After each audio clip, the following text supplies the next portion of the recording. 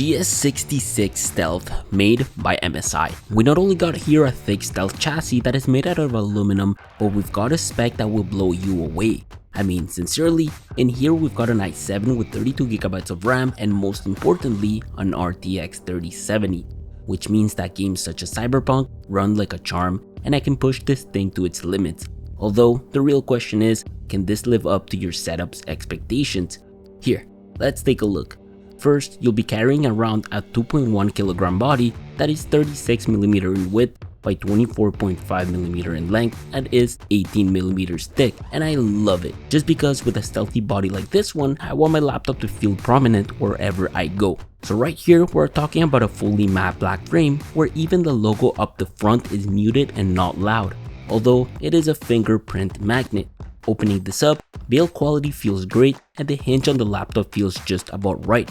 One thing I do enjoy about this build was the attention to detail we have over on the edges. Unlike some laptops, MSI thought about comfort and added this rounded plastic edge here. And as much as I love it, I think it would have been nice to have a better finish towards the edges of the trim, just because I did scratch myself at times with it. But to be honest, that is not the first thing that I noticed when opening the lid. With twin speakers cutouts on the top frame, I wonder whether or not my hands would get in the way when playing, and luckily they didn't.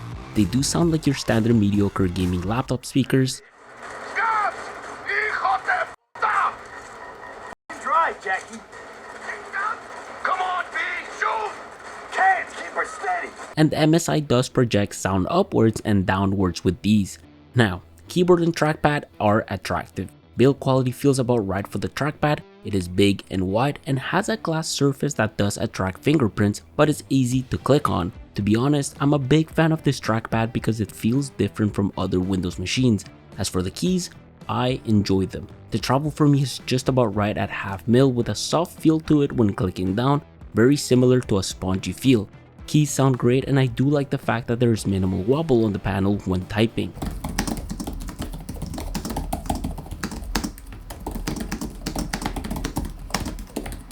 Altogether, the keyboard layout on this is nice, where in reality you have the right functionality for function keys, has shared modifier and control button, as well as a good design for their arrow keys, so volume and brightness are controlled through here. But if you are looking to do things such as change your SteelSeries powered RGB keys, add a crosshair to the screen, control the fans with overall 2 levels of intensity,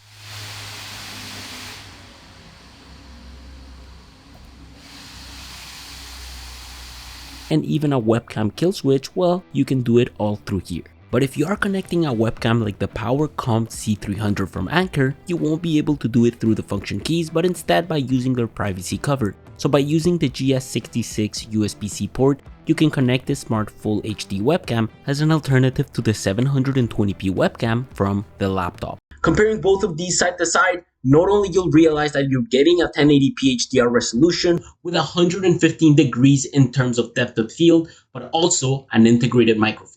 On top of that, this is AI powered, which means that its face tracking keeps you in frame at all times and automatically handles the exposure and color depending on where you are. You do have the ability to use their software on your gaming laptop to do things like change the field of view, enable HDR, and even output up to 60 frames per second. And like many of you that are still going to school from home, this C300 is Zoom certified. I also wanted to test the Bluetooth 5.2 capabilities of this laptop, and so I went ahead and connected the S500 portable conference speaker. By turning it on, with its 16-hour of power supply, you get a two-way noise reduction mic, a hi-fi grade sound out of this 1.75-inch speaker, and the ability to use its digital controls. So if I was talking and standing on the other side of the room, like any laptop, the GS66 is going to struggle at picking this up, mainly because it's facing the other way. Although with the S500, you guys can clearly hear my voice and the mic does maintain even audio levels whether I'm far or close. I definitely recommend you check these out. Now, moving down from the screen, they used all of this space for thermals and it goes all around towards the sides, not to be confused with the actual ports,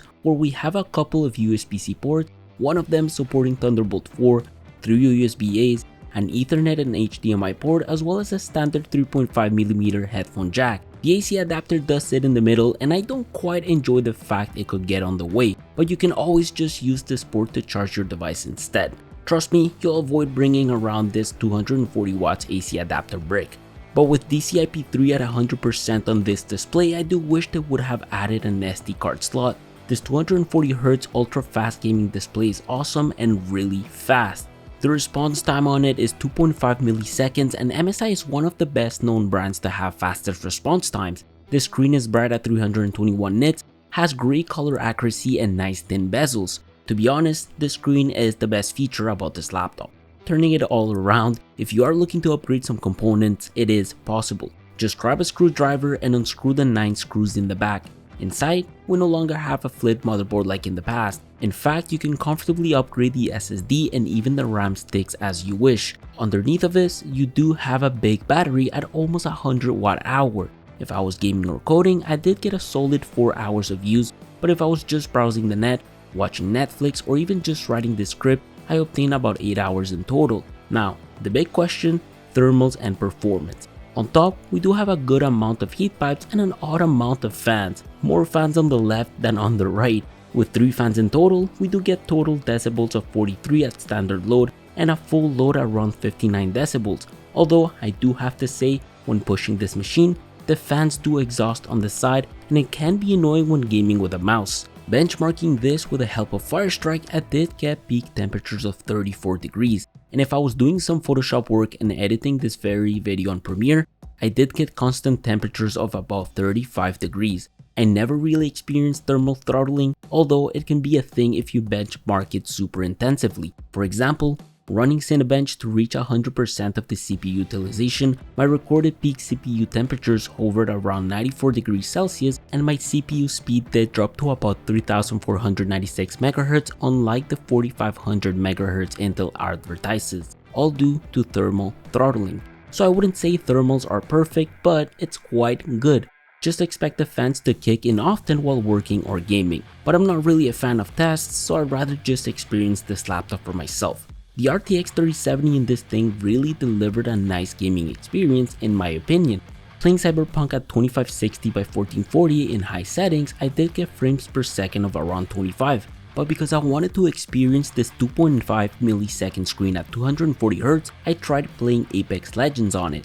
And let me tell you, this was such an enjoyable gaming experience. On other games such as GTA, Cold War and Skyrim, I really had no issues getting peak performance out of them. For a 15-inch laptop with this caliber, I was expecting really good performance and that's what I got. However, the final test for me was all about whether or not this could handle my full setup. In short, most of my workflow was handled by the machine without a problem. Although, editing A7S Mark III footage on Premiere Pro with full resolution on the timeline did lag, which is totally normal. I was able to do the voiceover for this video, edit some Lightroom assets, and even chill with the boys on Minecraft at night. Of course, answering emails, making invoices, and even consuming content was a breeze for it.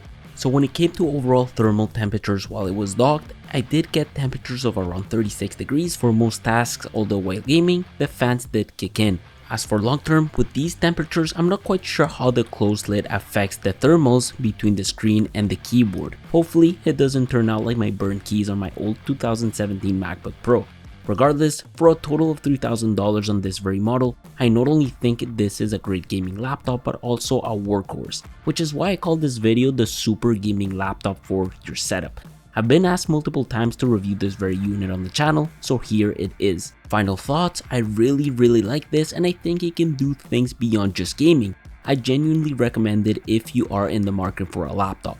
Plus, from experience, MSI has really good customer support. Next week, we've got the full review of the MacBook Pro 16-inch and I'm so excited to be able to share it with you. Get ready for another awesome video. I will see you all soon. Take care.